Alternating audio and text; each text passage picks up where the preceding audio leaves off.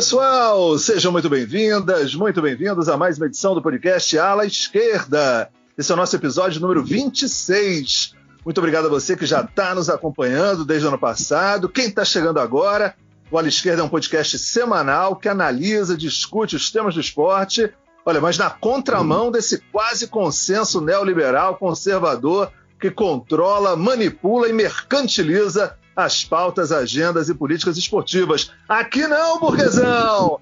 Então, pode-se chegar, entra na roda. Eu sou Alexandre Arraes e já movimento a nossa mesa redonda que só gira para a esquerda. E a bola vai sair aqui do Rio de Janeiro, rumo a Juiz de Fora, para Mônica Cury. Tudo bom, Mônica? Fala, Alexandre. Tudo bem contigo? Chegamos ao 26º Ala Esquerda. Promissor isso aí, hein, galera? Eu queria dar só uma mensagem inicial aqui para começar o programa bem, porque eu acho que, assim, nesse momento de pandemia tá rolando muita fake news aí, muita coisa, muita mentirada, muito achismo. Queria só passar uma mensagem inicial, galera, vamos privilegiar as informações científicas, as informações embasadas. O seu achismo não pode se contrapor a algo científico, ao estudo. Vamos privilegiar isso aí. E eu vou passar a bola aí direto para a Mariana, que está aqui firme com a gente de novo. Fala, Mariana, como é que você tá? Fala, galera, mais uma vez aqui no Ala Esquerda, é um prazer imenso e tô super empolgada para esse episódio de hoje, que vai ser sobre Clube Empresa, que vai falar sobre um assunto que eu adoro e odeio falar, né? Enfim, vou passar a minha bola aqui rapidinho pro Thiago. Valeu, Mari! Bom momento a todos que estão ouvindo a gente. Ala Esquerda número 26. Não vou me alongar muito, só dizer que é muito bom estar com vocês mais uma vez. O feedback nas redes sociais está sendo muito positivo. E nesse período de pandemia a gente espera estar trazendo mais uma vez um conteúdo de qualidade para vocês. Já vou passar para o Alexandre de novo, para ele começar aí a distribuir o jogo, falar sobre Clube Empresa, para a gente dar um pouquinho de porrada nesses neoliberais que querem dominar o futebol, né, Alexandre? Pois é, Thiago, isso mesmo. Vamos seguir nessa linha de conversar sobre futebol e economia. Já tivemos um programa sobre responsabilidade social dos clubes, que eu acho que dialoga muito com esse programa de hoje. Quem tiver interesse, dá uma passada nas nossas redes sociais, o @alaesquerda7, o 7 é o número 7, é o programa de número 24, vale a pena dar uma conferida. Agora, na semana passada, acho que um dos principais temas desse ambiente do futebol foi justamente a compra, o início da compra, do Newcastle, da primeira divisão da Inglaterra. Quem acompanha a Liga Inglesa, né, a Premier League, sabe do que eu estou falando. Era um fundo de recursos da Arábia Saudita, administrada pelo príncipe da Arábia Saudita, e aí já teve reação para tudo quanto é lado. Outros clubes da própria Inglaterra que são financiados ou foram comprados recentemente também por países do Oriente Médio, os petrodólares, fundos financeiros de banco ligados a esses países, a Anistia Internacional se meteu no meio, enfim. Foi uma oportunidade para a gente discutir um pouco, né, essas compras dos clubes de futebol pelo mundo, a Inglaterra, a Itália, a Alemanha, a Espanha, que é um modelo um pouco diferente, e a gente aproveitar para pensar um pouco o que está acontecendo com os clubes de futebol aqui no Brasil. Tem o projeto de Clube Empresa, transformação dos clubes em empresa, que está tramitando no Congresso Nacional, já teve a sua primeira parte aprovada na Câmara dos Deputados. Então é uma chance aí da gente dialogar um pouco sobre isso, né? O que está acontecendo com as experiências internacionais, o que a gente já pode assim, se precaver e se preocupar com o que vai acontecer no Brasil, porque a impressão que a gente tem é que na frente dos clubes de futebol já tem uma placa assim, aluga-se baratinho, e outros clubes vendo fiado. Enfim, a sensação que está é que está uma xepa danada, todo mundo querendo comprar clube de futebol, e toda essa lógica do clube empresa facilitando que grandes negócios aconteçam. Vou puxar logo a nossa mesa para a gente começar já arrebentando, botando o pé na porta. Vou chamar de novo a Mariana para participar, até porque ela está na Itália. Acho que a Itália um dos países que essas experiências do Clube Empresa, assim, pior resultados tiveram. Enfim, não sei o quanto você está familiarizada com a realidade italiana, mas sei que você está acompanhando toda a discussão do Clube Empresa aqui no Brasil e em outros países europeus também. Então já chama aí tua participação, Mariana, dá um pontapé aí, fala quais são as suas impressões sobre esse tema. Antes de começar falando propriamente do aspecto financeiro, eu acho que primeiro de tudo a gente tem que ter a noção que esse projeto de clube empresa, ele não visa de maneira alguma trazer mais poder a quem realmente se importa com o clube, que são os torcedores, são as pessoas que estão ali apoiando sempre o clube. Então eu acho que isso, antes de analisar os dados financeiros, antes de criticar nessa parte, eu acho que tem que ser o principal, porque me incomoda também um pouco essa coisa da gente sempre tem que buscar um argumento econômico para justificar alguma coisa. Eu acho que, antes de tudo, na verdade, é o fato de que o clube pertence a um grupo de torcedores, a uma comunidade, e isso tem que ser respeitado. Isso não é respeitado quando você tenta vender um clube a um só empresário, um grupo de empresários.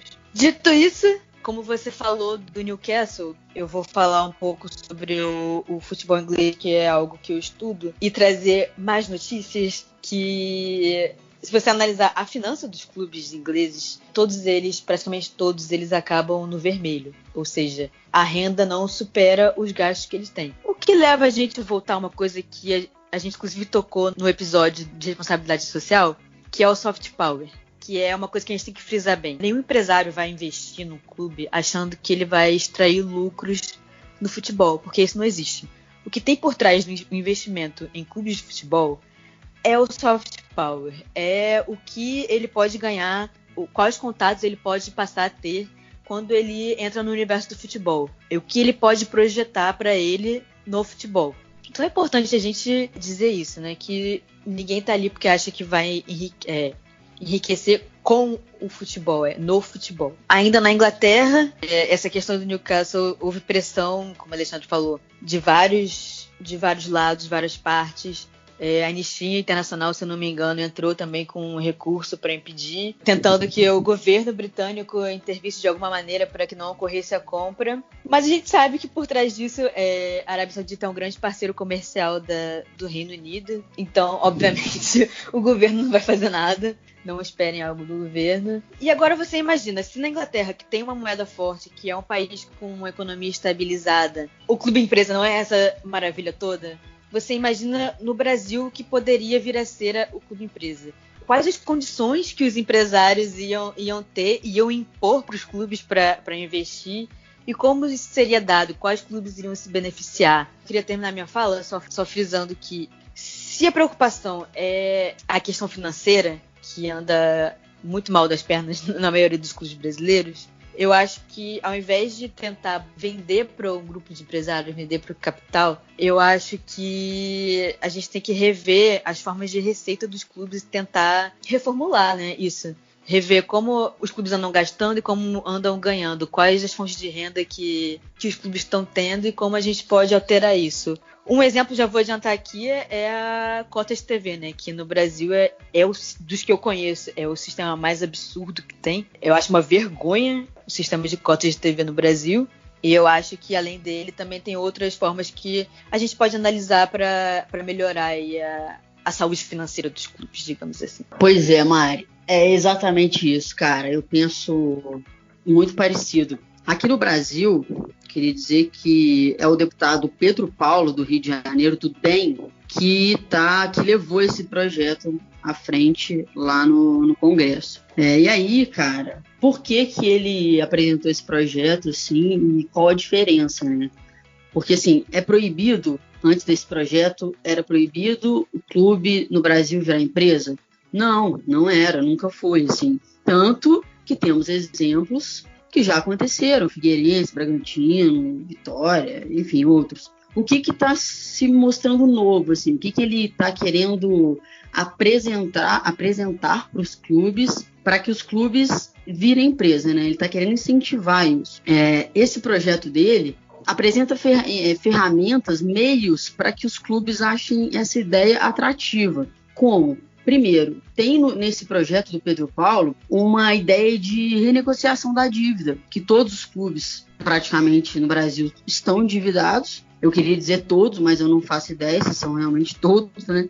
Mas a gente sabe que é a grande maioria, principalmente os clubes de Série A. Então, essa ideia de renegociar a dívida é boa para todos os clubes ali. Que foi a mesma coisa do Profut. O que foi o Profut? O Profut foi um refinanciamento da dívida com o abatimento de 40% dos juros. Esse é o Profut. No projeto do Pedro Paulo, tem essa renegociação da dívida com abatimento de 50% dos juros. Ou seja, ele é ainda melhor desse ponto de vista do que o Profut. E a outra pegada desse projeto do Pedro Paulo, que é muito atrativa para os clubes, é que ele acionou uma alíquota única de imposto. Ele sugere isso, né? Porque quando você passa de uma associação civil, que todos os clubes que a gente conhece são associações civis, ele não é que não paga imposto, mas paga em torno de 10% de imposto. Isso é muito pouco perto de empresas. Uma empresa de qualquer ramo alimentício, vestuário e tal, paga uma carga tributária bem acima de 10%. Né? Os clubes só pagam isso porque eles são associações civis, não são empresas.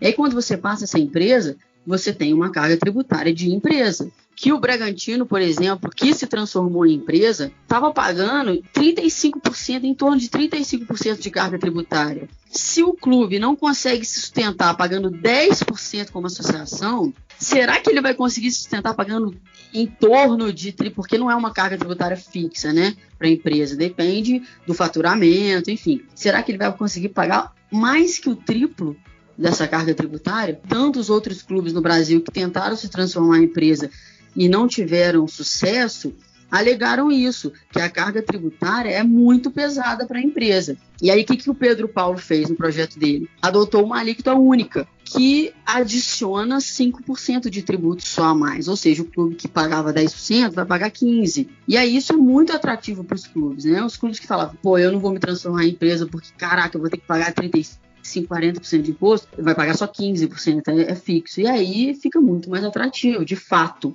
Pro clube, isso é bom. Pro torcedor, é que eu fico me perguntando, a Mônica torcedora, assim, é bom pra mim? Porque, cara, eu não sou torcedora do Fluminense 24 horas por dia. Ninguém é torcedor de clube 24 horas por dia. Você também é cidadão. E você também precisa do seu estado recebendo impostos para garantir. Se você utiliza o SUS, se você utiliza segurança pública, se você utiliza educação pública, como você quer que entre uma gama de capital estrangeiro aqui, porque o capital que vai entrar é estrangeiro, e não paga imposto, ou paga um imposto muito pequeno, sabe? Será que é bom para o Estado isso? É bom para a gente como cidadão? Ou é só bom para o clube ali? E talvez nem seja tanto assim, né? Que a gente precisa discutir outras coisas. Aí você vai falar assim, o cara vai falar, mas o clube estava pagando 10%, já aumentou para 15%, é melhor. Sim, só que esse capital entrando ali, principalmente o capital estrangeiro, qual que é a contrapartida disso? E aí a fala da Mariana foi muito boa, porque é isso, cara. Clubes de futebol não têm lucro. Os clubes, não só no Brasil, mas no mundo inteiro, o que eles faturam não cobre o que eles gastam. Para você montar um time competitivo, que é isso que o torcedor quer, um time ganhando, um time competitivo, um time que chega nas finais, que está sempre levando um troféu para casa, é isso que o torcedor quer. Para você montar esse time, você precisa gastar. E as receitas dos clubes não chegam perto do que os clubes gastam, ainda mais se você quer montar um clube de fato competitivo. E aí, assim, se esse cara que vai botar dinheiro num clube brasileiro não está visando mais dinheiro, não está visando lucro, o que ele quer? Vamos pensar, assim, o que ele quer? E aí, cara, na minha opinião, assim, poder, ele tem 3 pilares muito fortes, muito importantes. Capital financeiro, capital social e capital político. Esse cara que quer investir, ele já tem capital financeiro. Ele não precisa de capital financeiro. O que ele quer? Capital social e capital político. Você bota o seu dinheiro num clube de futebol e aí você mexe com a geopolítica ali toda, você melhora a sua imagem, né? Evita conflitos, porque esse cara precisa ter uma imagem no mundo, não é aqui no Brasil só, no mundo. Evita conflitos. O cara enfia dinheiro na Europa, nos clubes europeus. Você acha que é à toa? Você acha que ele não tá levando uma contrapartida gigante política e social ali? Ele tá, cara. E aí, o meu receio aqui no Brasil é esse cara tacar dinheiro aqui, porque ele quer capital social e capital político, e aí é um fato, cara, ele vai interferir na política daqui mais do que já interferem, porque tem o petróleo e tudo mais do que já interferem, e eles vão interferir diretamente na política e no social do nosso país e acabam aqui no mundo inteiro. Ou seja, eles vão eleger representantes aqui que deveriam ser do povo, que na verdade são representantes deles. Perfeito, Mônica. É isso aí, a gente vê esse tipo de influência em vários setores da sociedade, com várias empresas. Os representantes que estão lá no Congresso, pouquíssimos são representantes do povo mesmo. A maioria são representantes de grandes empresas, de capital estrangeiro, de empreiteiras, de petrolíferas, latifundiários, enfim. O nosso sistema político já é muito corrompido, né? Os representantes do povo mesmo são muito poucos. E caso essas empresas milionárias internacionais comecem a investir no futebol, com certeza elas vão aumentar o poder de influência, o soft power, né? E vão eleger representantes também. A gente estava falando sobre clubes brasileiros que já são clube empresa, experiências que tiveram aqui no Brasil. Um dos casos emblemáticos que aconteceram recentemente é o caso do Figueirense, né? O Figueirense, em 2017, se tornou clube empresa. A holding de investimentos Elephant comprou o clube, né? Assim, o que era visto pela torcida catarinense como uma esperança acabou saindo tudo errado, né? O contrato era de 20 anos, mas durou só 2 anos, foi rescindido em 2019. O Figueirense ficou numa crise absurda, atrasando salário, não pagava comida, não pagava transporte para as categorias de base, os jogadores rescindindo contrato na Justiça do Trabalho. Teve até um episódio na Série B do ano passado, em 2019, que o Figueirense se recusou a entrar em campo num jogo contra o Cuiabá por conta de salários atrasados. Então, assim, quem acha que necessariamente o clube empresa vai tornar o clube rico, está muito enganado. Tem muitas experiências no Brasil e no mundo que mostram que esse modelo pode ser bem trágico assim, para o clube. Eu quero fazer uma provocação aí a Mari, que é botafoguense, que ela fale um pouco sobre a expectativa dos irmãos Salles, lá do Itaú, essa questão deles quererem assumir o Botafogo. Eu ainda tenho muita coisa para discutir, mas o clube empresa já mostrou que pode dar muito errado, né, Alexandre? Não tenha dúvida, Thiago. Eu entendo, não sei se é assim que vocês veem também. Mas quando a gente diz isso, olha, o futebol ele não gera esse dinheiro todo, digamos assim, ele dá um certo prejuízo, ele não vai fazer que ninguém fique rico, né? O interesse principal é esse soft power. Eu compreendo isso, principalmente nesses grandes investimentos em clubes europeus. Agora, para uma realidade como a brasileira, eu acredito que o clube empresa vai servir para muitas jogadas e muita gente vai ficar rica. Muita gente em cima de armações, espaços tributários, para conseguir negociações de jogadores. Porque uma coisa é a dimensão europeia dos grandes clubes, do Manchester City, Manchester United, o Chelsea, o dinheiro que é aplicado em times italianos. Aí, claramente, esses fundos bancários na Arábia Saudita, do Catar, no PSG, e tantos clubes, né, que a gente depois pode até, ainda nesse programa, elencar aqui para a galera que ouve o Ala Esquerda, como é que isso é composto e, enfim, organizado. Para esses, eu não tenho dúvida nenhuma qual é o objetivo principal desses países, desses conglomerados econômicos. Agora, aqui no Brasil, eu tenho muitas dúvidas de como isso se aplicaria. E aí eu vou colocar um exemplo. A Mônica já comentou do projeto do Pedro Paulo. Só quero lembrar para as pessoas, esse projeto foi aprovado na Câmara em novembro do ano passado. Ele foi aprovado numa tramitação chamada de tramitação urgência urgentíssima. Olha, sem querer entrar no legalismo, assim, muito rapidamente, qualquer projeto de lei que está no Congresso Nacional, na Câmara ou no Senado, ele tem várias formas de tramitação.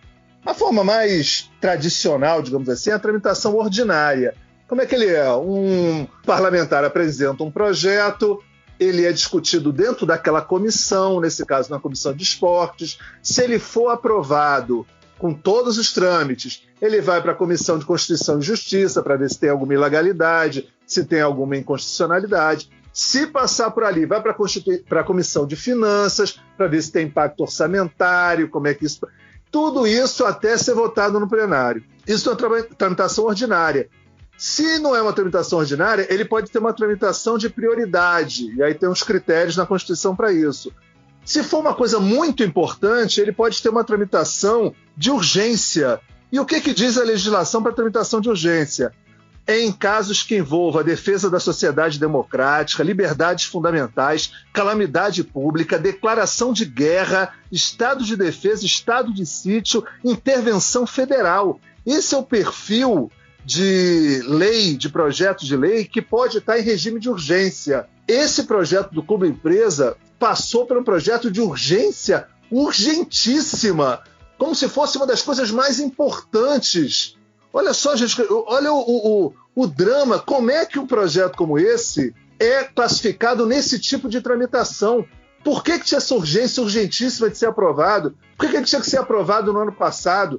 Que negócios ele envolve? Que interesses ele envolve para haver essa urgência toda? É óbvio que tem um monte de jogadas por trás disso.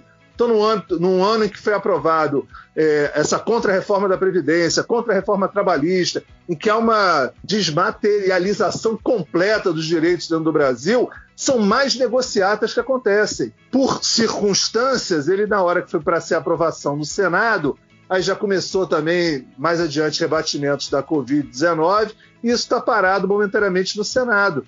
Mas foi aprovado na Câmara dessa forma.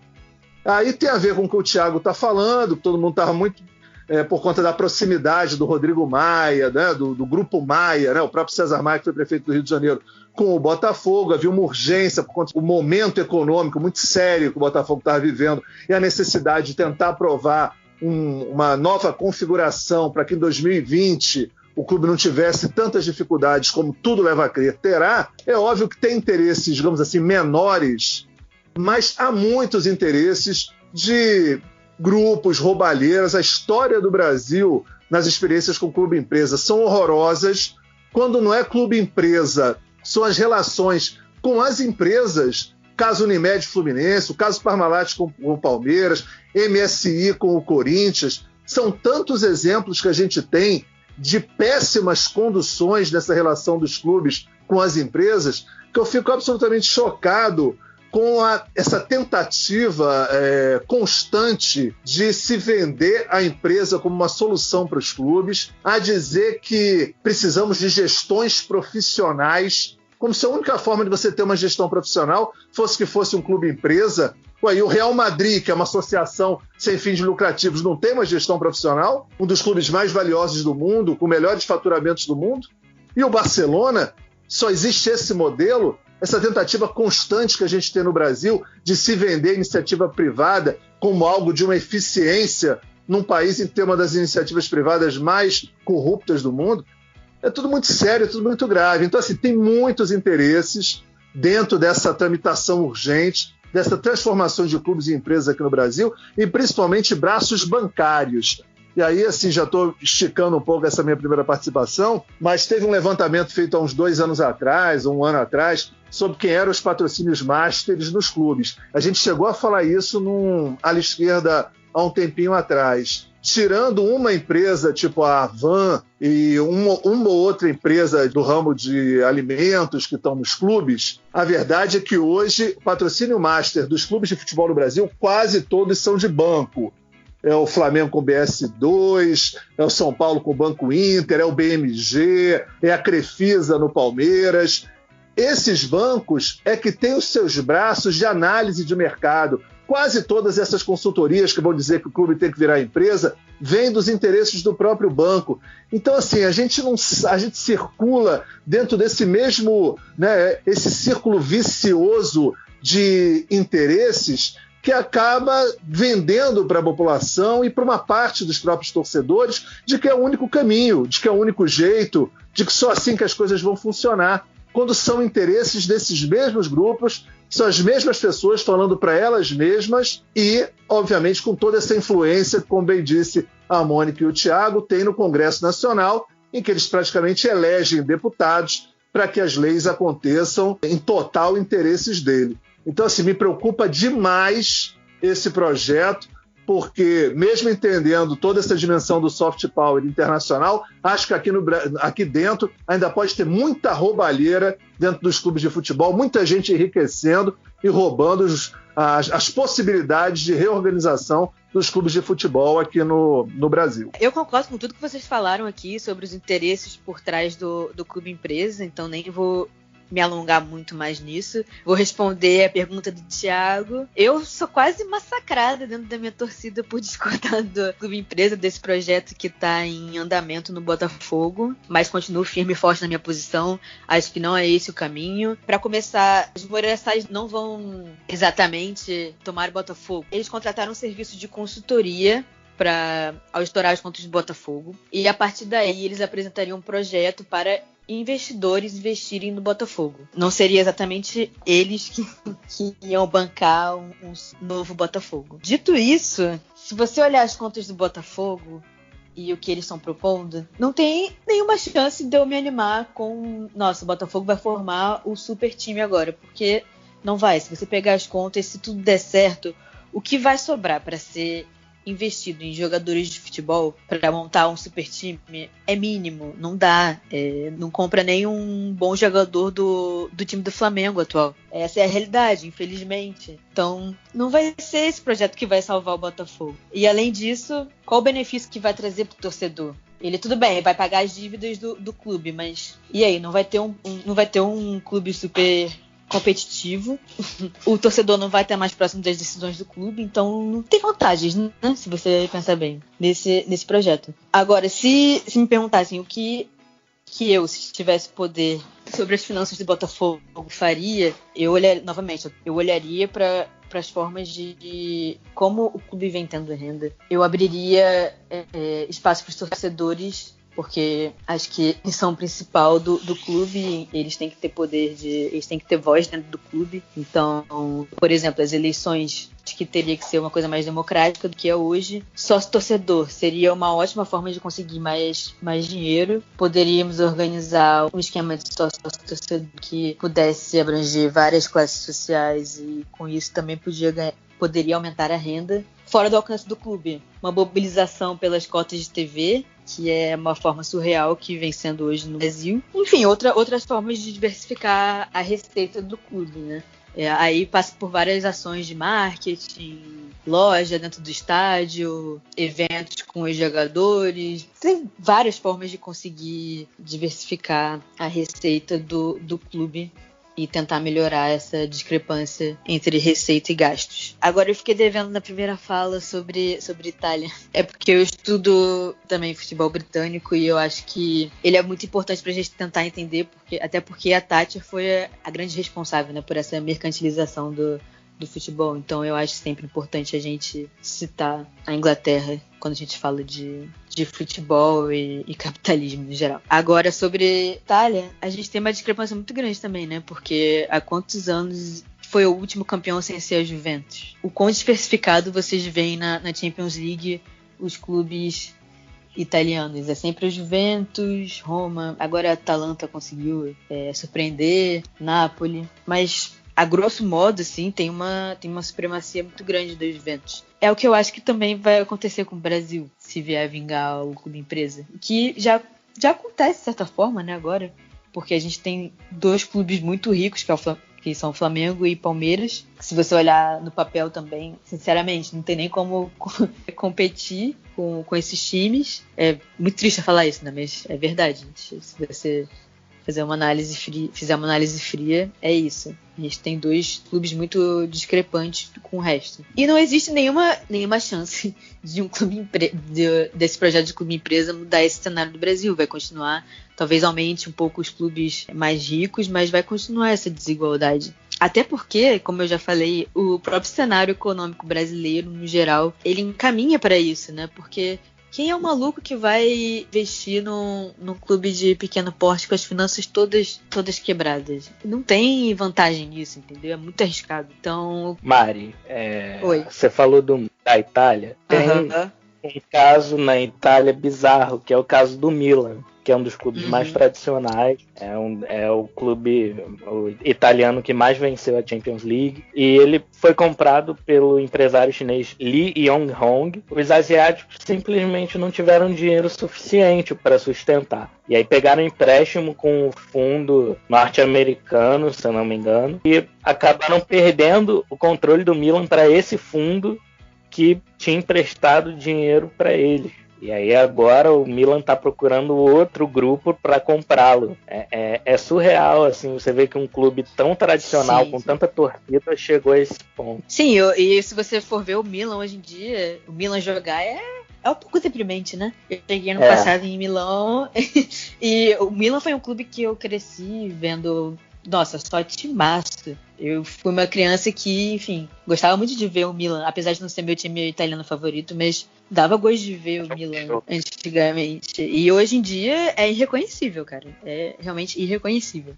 Eu acho que essa discussão toda passa por isso mesmo. Uma administração democrática dos clubes é muito mais vantajoso para todo mundo, é uma garantia muito maior de que o clube possa se recuperar e possa ter uma vida financeira saudável. Mas isso, uma administração democrática, como a Mari falou aí, não gera lucro assim para essa galera, não dá poder para eles, não permite que eles roubem, né, que eles tenham mais dinheiro. E aí isso não passa pela cabeça deles. Ou até passa, mas eles fingem que não existe, porque não é vantajoso para eles. No Fluminense, alguma coisinha já mudou. É muito, muito, muito pouco. Mas, assim, o sócio-torcedor no Fluminense, se você fica mais de 2 anos como pagando o sócio-torcedor, né? Você já tem direito a voto. Eu, por exemplo, sou sócio-torcedor do clube e eu voto para presidente do clube. Já tem duas eleições que eu estava apta a votar. Mas eu não posso me candidatar à presidência, por exemplo. Para você se candidatar, você ter esses poderes políticos dentro do clube, você tem que ser sócio-proprietário, enfim. E aí eu também não posso ser do conselho deliberativo, do conselho fiscal. Então eu só posso votar, o que já é uma coisa boa, já é um passo grande que a maioria dos clubes brasileiros não tem isso. Só o torcedor não pode votar. Mas para se fazer de fato uma administração democrática, precisaria de tudo isso. Esse é um começo que precisa ser feito em todos os clubes, para que as coisas comecem a andar, para que o torcedor entenda que ele é parte daquilo ali, que ele também tem que fiscalizar as contas. Porque o que eu vejo na minha torcida, por exemplo, eu fico ali olhando as contas do Fluminense, quanto que o Fluminense teve de receita, quanto que o Fluminense teve de gasto, quem gastou isso, para onde foi o dinheiro do jogador X que foi vendido, sei lá onde. Eu fico olhando, mas a imensa maioria da torcida não olha isso não. A imensa maioria da minha torcida quer saber se vai ganhar o jogo, se não tá ganhando, quem que é o técnico, qual o campeonato que a gente pode ser campeão, entende? Então, assim, é preciso colocar o torcedor nessa vida política, dar poderes a ele ali dentro, para ele entender que ele é parte daquilo tudo, que ele tem que fiscalizar as contas do clube, que ele tem que tomar decisões também ali dentro, que ele deveria estar tomando, sabe? Isso tudo faz parte para a vida do clube, para a vida financeira do clube dar certo. E eu concordo, Alexandre, com isso que você falou, cara, que vai ter muita coisinha aqui no Brasil, muita roubalheira, muito tira daqui, bota ali e tal.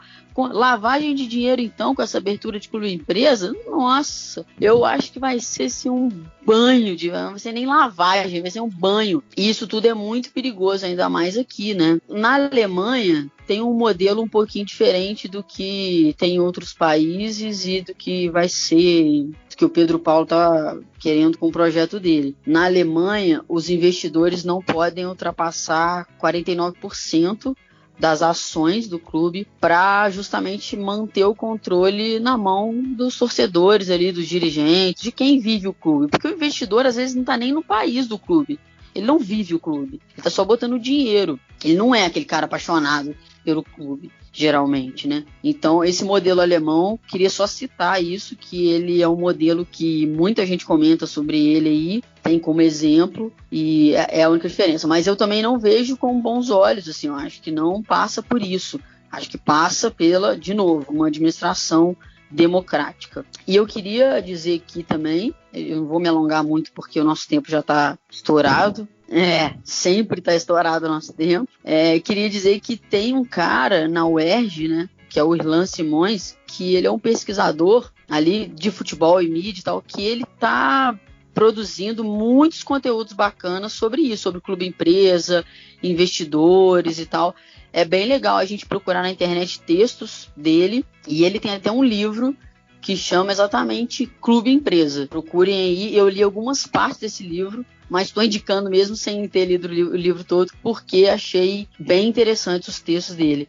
Irlan Simões, e o livro chama Clube Empresa. E é isso, assim, vou passar para o Thiago, porque o nosso tempo já está muito estourado. Só quero aqui encerrar falando sobre o Newcastle, que foi o assunto que a gente começou, e lembrar de quem seriam os compradores do Newcastle, né? A Arábia Saudita está numa gestão muito controversa, o líder é um sujeito extremamente antidemocrático, é acusado da morte de um jornalista. Então, assim, não tem como. Se a gente já não apoia o clube empresa, a gente apoia menos ainda esse tipo de figura nefasta tentando ganhar mais influência a partir do futebol. Então, assim, o Newcastle é um clube extremamente tradicional, um dos clubes mais antigos da Inglaterra.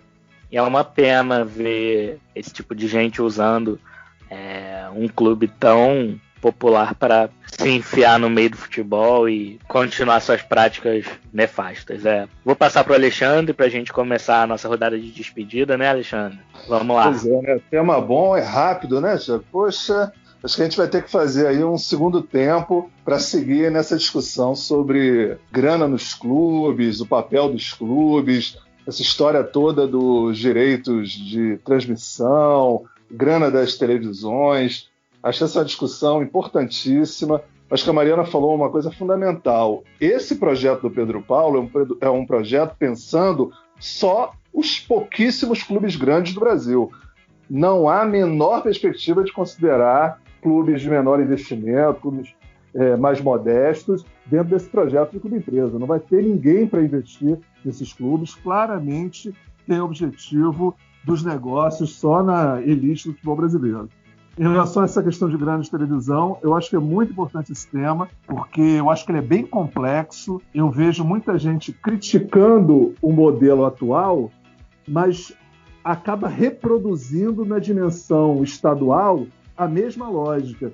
Outro dia eu vi uma matéria do Globoesporte.com falando como é que é a distribuição de recursos dos campeonatos estaduais pelo Brasil. Então, às vezes, é aquele mesmo clube que diz, olha, na Série A a distribuição é uma absurda, mas no seu estado a distribuição é tão absurda quanto, às vezes recebe 3, 4 clubes 80% dos recursos e os outros clubes não recebem quase nada.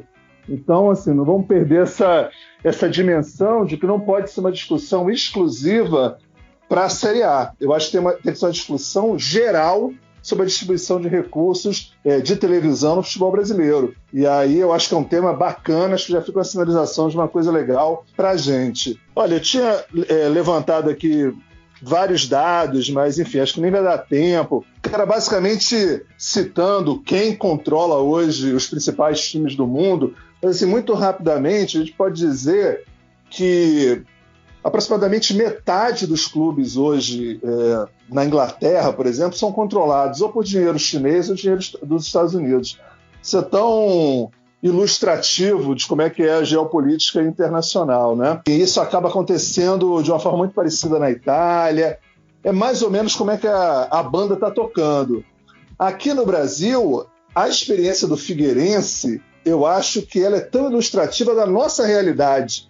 As pessoas ficam falando, não, mas o dinheiro lá de fora que vai vir. Aqui, na experiência de clube-empresa no Brasil, era esse grupo que o Thiago já falou, essa Elephant, que, na verdade, assim, parceira, inclusive, de consultorias que recebiam dinheiro do Alberto Youssef, aquele doleiro envolvido em todas as picaretagens desde a época do Banestado aqui no Brasil. Então, claramente, lavagem de dinheiro, de dólar, acontecendo dentro de clube. Agora, o curioso, e aí é que uma das coisas que mais me incomoda, é como assim, o capitalismo é um sistema que ele tem a sua própria blindagem, né?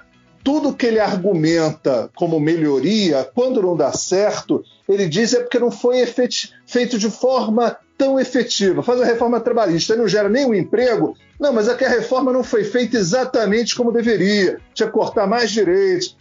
É sempre assim, é sempre uma justificativa. E eu estou vendo, no caso do Clube Empresa aqui no Brasil, caminhar na mesma direção. A gente já teve experiências que não deram certo, mas aí mas teve problema de gestão, mas aquele grupo não era o adequado. Mas vai ter problema de gestão? E que grupos são os adequados? A gente só vai saber depois que o problema acontecer.